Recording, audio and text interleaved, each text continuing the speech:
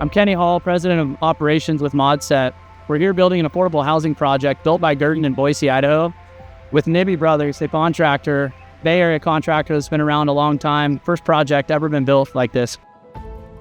We have our team working in conjunction with a couple other teams, Maxim Crane, Westervelt Trucking, and we have about 25 guys out here not only setting modules, putting them in place where they go, but we're drying in as we go and finishing all the structural connections on the exterior and interior.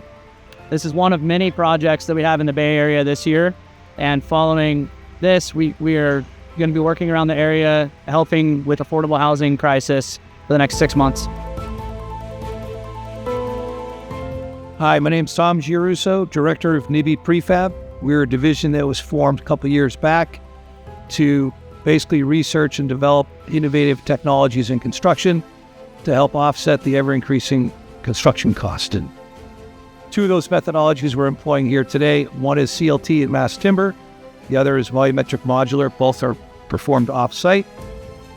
For the CLT mass timber, it's the CLT mass timber podium with units 90 units above, first of its kind in the country. The volumetric modular up on top of this will be set in 11 shifts. So it's basically a building overnight, is how I look at it. Tommy Rakes, I'm the CEO of Guerdon. We're here today at Altos, California for the project. This project consisted of 113 modules. It's 90 different living units. It's an affordable housing project that our team, with our very experienced team in Boise, manufactured starting in early September, completed right before Thanksgiving. And we're really, really pleased with the progress we're making.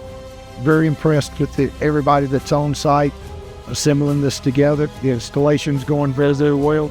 Very pleased with what we're seeing today.